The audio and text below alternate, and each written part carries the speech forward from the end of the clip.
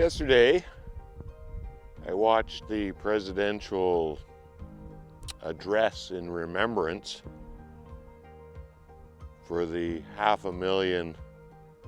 more than half a million American civilian losses to COVID-19. I had a couple thoughts about that. The first, is fairly obvious. How come more of us aren't doing that? Why am I not hearing anything from our leadership in terms of remembrance?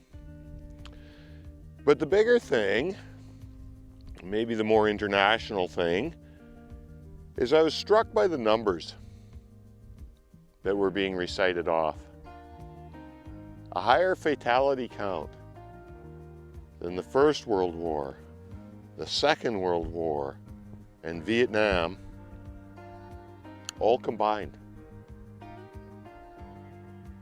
And I said to Christina at the time, wow, we have a Remembrance Day for the rest of that stuff.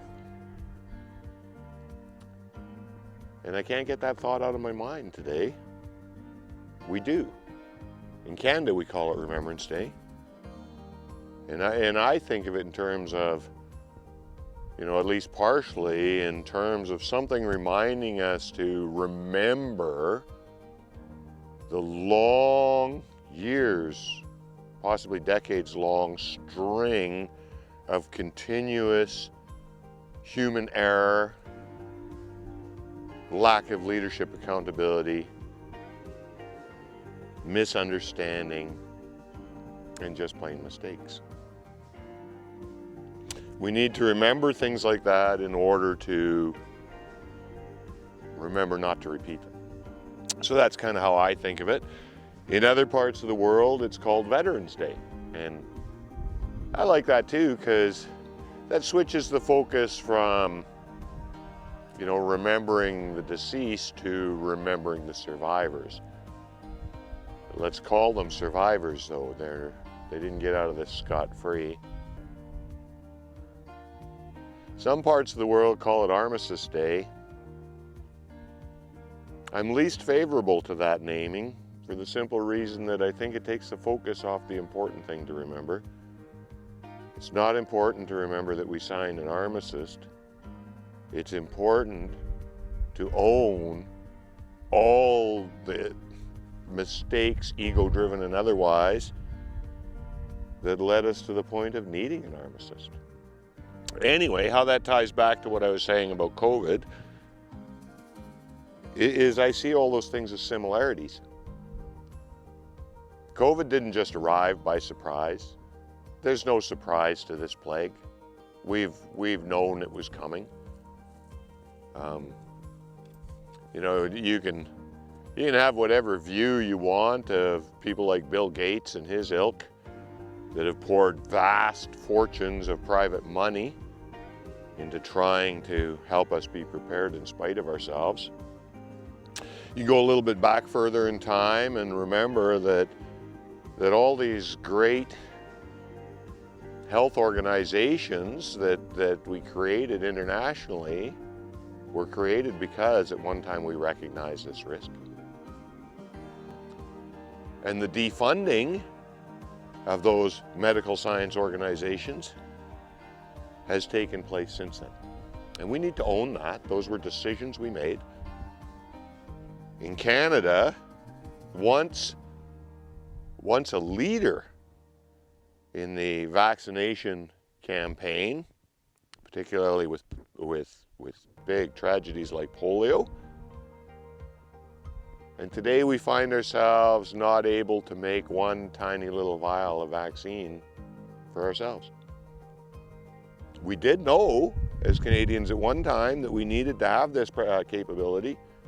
We chose, and I'm not going to blame government here, we as voters chose to accept the cutbacks in science that we knew. You can't say we didn't know. We knew there would be consequences, but there was something we wanted personally more.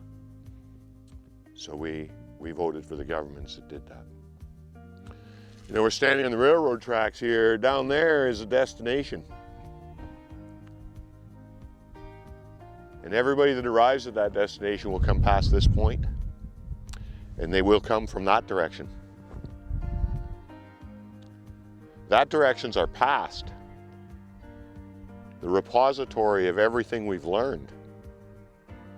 If we turn our backs on their past, then what comes is surely a surprise.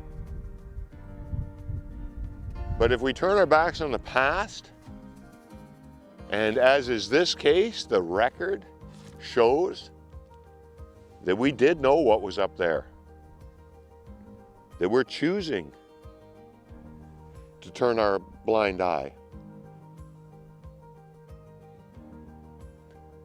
I think the risk is exactly identical to the risks that our forefathers recognized on Armistice Day, that if we don't do something to remember how we got here, we will surely be standing in this spot again. And the results won't necessarily be any better than they are today. So today, I'm proposing, not necessarily just to Canada either, to the world, that in the end, maybe not today, it's not today's priority, I get that, but in the end, we're going to need some kind of official recognition and remembrance of this plague. We will need something to force us not to forget where we came from while we rush down the road to where we're going. The tragedy, the magnitude of this tragedy, we were warned of. You know what? People love to hate Bill Gates. People generally love to hate people that dare to speak the truth.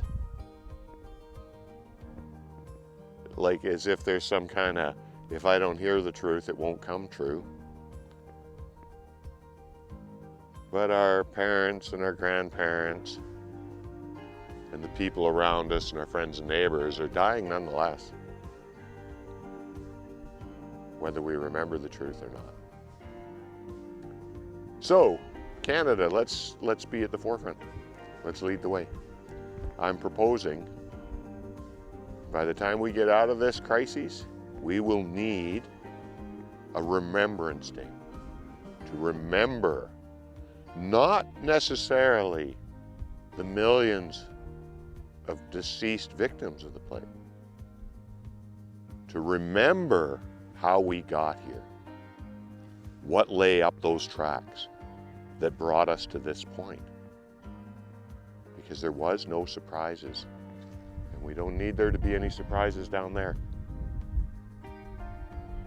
You hear what I'm saying, Canada?